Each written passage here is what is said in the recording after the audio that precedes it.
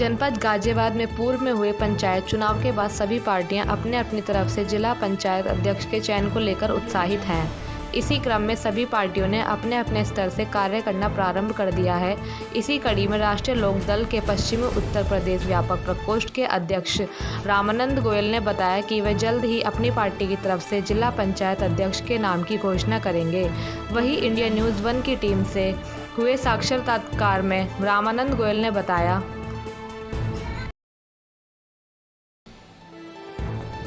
राष्ट्रीय लोकदल पार्टी के पश्चिम प्रदेश अध्यक्ष हमारे साथ प्रदेश अध्यक्ष मौजूद है रामानंद गोयल जी। उनसे पूछेंगे जिला पंचायत में हाल ही में चुनाव हुए हैं, क्या घोषणा करने वाले हैं? जी बताइए। देखिए, जिला पंचायत के जो चुनाव हुए हैं ये गांव देहात से होते हैं और राष्ट्रीय लोकदल गांव देहात की पार्टी है। शहर में भी है, ऐसा नहीं है। हमने सभी की आवाज उठाई है, चाहे व्यापारी, छोटा व्यापारी हो, चाहे आपका गरीब मजदूर कोई भी रहा हो, हमने आवाज उठाई है। और इसलिए मैं ये कहना चाहता हूं कि चुनाव में हमने अच्छा प्रदर्शन किया है। जैन चौधरी के नेतृत्व में हम लोग इस चुनाव को जीत के आए हैं और बहुत ही अच्छा रेस्पॉन्स हम लोगों को गांवों में मिला है। वो अलग बात है, सत्ता पक्ष ने भी बहुत ताकत अपनी लगाई है, पर उसके बाद भी वो कामयाब नहीं हुए। अब वो जोड़ तोड़ के राजनीति कर रहे हैं। खैर, हमसे मतलब नहीं है, हमें तो अपनी पार्टी को आगे लेके चलना है और अपने ही कैंडिडेट को आगे लाना है। अभी हाल ही में आपकी पार्टी के 3 प्रत्याशी जीत कर आए हैं, क्या लगता है किस प्रकार से आप अपना जिला पंचायत अध्यक्ष के लिए घोषणा करने वाले हैं? देखिए, 3 हमारे हैं और 3 हमारे सहयोगी पार्टी के हैं। देखते हैं कि अब क्या होता है, इसकी रणनीति तैयार की जाएगी, बनाते हैं रणनीति। अभी चौधरी जैन जी को अभी 25 तारीख में हम लोगों की एक मीटिंग है, उसके बाद उनको वहां घोषणा करने के बाद ही आगे कोई रणनीति बनेगी बताते हैं। बीजेपी ने हाल ही में अपनी प्रत्याशी की घोषणा कर दी है, आप कब तक अपनी प्रत्याशी की घोषणा करने वाले हैं? देखिए, वो तो सत्ता पक्ष है, वो कुछ भी कर सकता है और 2 सीटें उनके पास हैं। उसके बाद उन्होंने बहुत जल्दी घोषणा करी है कि लोगों को ये दिखाने के लिए कि भाई हम चुनाव में आगे हैं। तो हम इतनी जल्दीबाजी नहीं है, करेंगे, हम आने दे, अब तो थोड़ा समय है, अभी चुनाव घोषित होने दो, उसके बाद बताते हैं हम क्या करते हैं।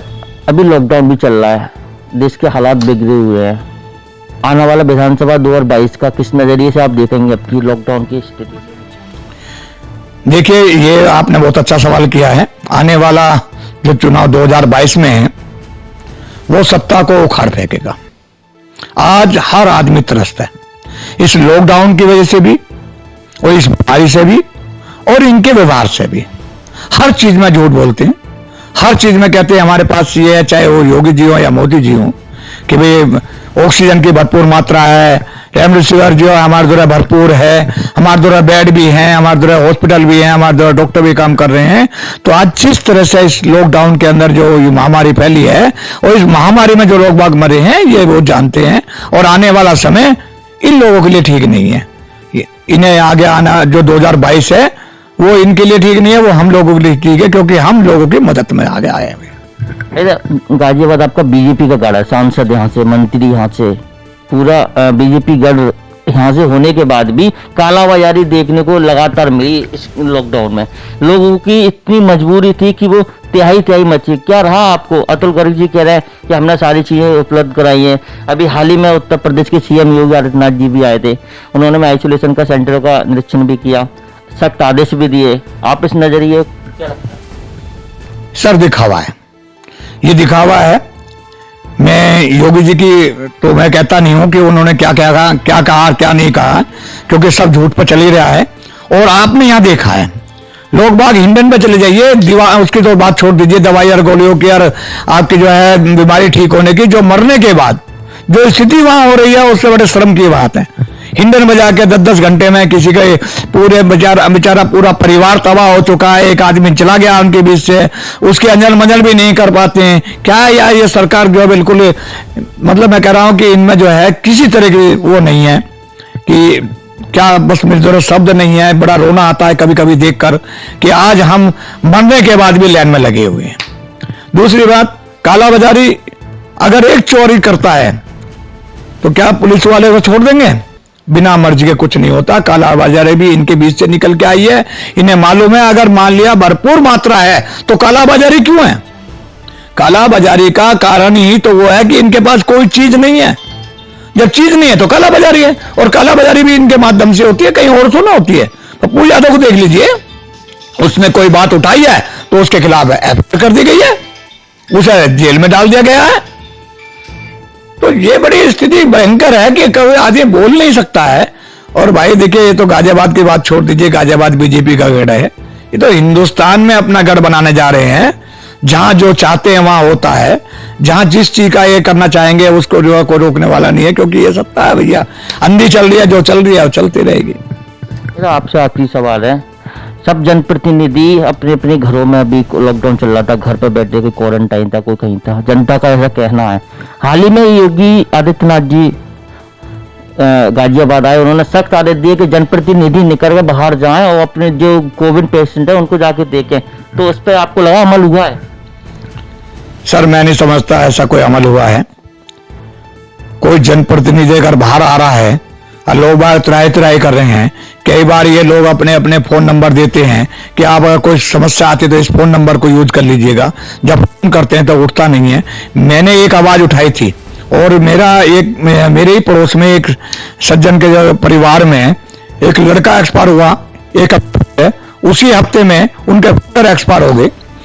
उनकी बॉडी उठाने के लिए मैंने 112 पर फोन किया, और 112 नंबर पर फोन करने के बाद वहां मेरी जो है उसको जो है रीड किया गया कि हमने जो है नोट कर लिया है आपका, और 15 मिनट में आपके थाने से या चौकी से कोई पहुंच जाता है और वो उसका काम करेगा। मैं समझता हूं आज भी 20 दिन हो गए हैं, अभी तक तो किसी ने उस चीज पर खबर नहीं करी है। तो इसका क्या मतलब है? आप नंबर भी दे रहे हैं, आप काम भी नहीं करना चाहते हैं, लोगों के बारे में सामने अपनी बात ये रखते हैं कि हमने इतना कर दिया है। तो इतनी झूठ कहां तक ले जाओगे भाई? अब दुनिया त्रस्त हो चुकी है। अब हमारा देश, हमारा प्रदेश, हमारा जिला त्रस्त हो चुका है, जानता है कि अब ये झूठ बोलने के अलावा इनके पास कुछ नहीं है। कोविड जैसी महामारी में जनता से क्या अपील करना चाहेंगे, किस प्रकार से बचना चाहिए? देखिए, सुरक्षा अपने हाथ में है।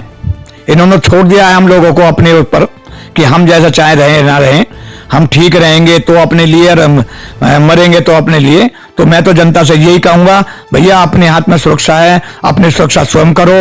आप सुरक्षित, आपका परिवार सुरक्षित, आपका परिवार सुरक्षित, तो आपका मोहल्ला, आपका शहर, आपका देश सब सुरक्षित रहेंगे। आपको स्वयं सुरक्षा करनी पड़ेगी, मैं यही अपील करना चाहूंगा।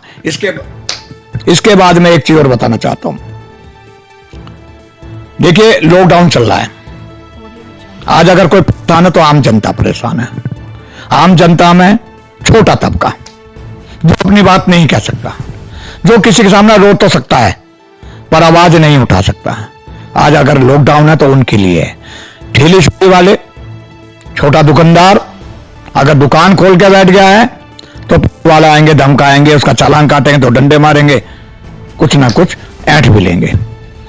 सब्जी वाले हैं बेचारे, गाड़ी को देखते हैं, ऐसे डर के भगते हैं, चाहे सब्जी गिर जाए, बिखर जाए, टूट जाए, कुछ हो जाए। तो आज अगर परेशान है तो छोटा तबका परेशान है। आज बड़ा दुख होता है इस लॉकडाउन में ये सुनते हुए कि सरकारी कार्यालय खोलने के लिए तैयार हैं जहां सरकार को रेवेन्यू आ रहा है, पर दुकान जो है, छोटा दुकानदार दुकान नहीं खोल सकता। शराब की दुकान खोलकर वो आमदनी कमा सकते हैं, पर एक छोटा दुकानदार, एक छोटा रेडी पटरी वाला, नीचे बैठ के सामान बेचने वाला, लोगों के घर में सामान पहुंचाने वाला, वो आज अपना काम नहीं कर सकता। उसके लिए लॉकडाउन है। अगर वो बाहर आएगा तो उसके ऊपर कार्रवाई होगी। हाल ही में सरकार ने आदेश किया है कि 1000 रुपए ई रिक्शा ठेले वालों को दिए जाएंगे, आज एक राशन भी फ्री दिया जाएगा, इस पर क्या कहना? मुझे बड़ी हंसी आती है जब सरकार ये कहती है कि हम राशन फ्री दे रहे हैं। भाई, मैं आपको जिस मोहल्ले में कहो मैं ले चलता हूं, मैं उस गरीब परिवार के बीच में ले चलता हूं, मैं जहां कहो मैं लेकर चलता हूं। अगर किसी के पास 1000 रुपए पहुंचे हो, अगर किसी के पास राशन पहुंचा हो, अगर किसी को जो है इन्होंने भरपेट खाना देने की बात करी है। पिछला लॉकडाउन रहा है तो आम शहरी लोग इन लोगों के बीच में गए हैं, उन्होंने बहुत मदद करी है। चाहे हम पे हुआ या नहीं हुआ, हमने प्रयास किया है कि हम जितनी मदद करें हम करें। पर सरकार ने दिखावे के अलावा, खर्चा बढ़ाने के अलावा कोई काम में जाने लगता कि वो सच कह रहे हैं कि 1,000 रुपये उनके अकाउंट में पहुंचेंगे, या खाना या कोई सामग्री या कोई सामान किसी जरूरतमंद को इन्होंने दिया।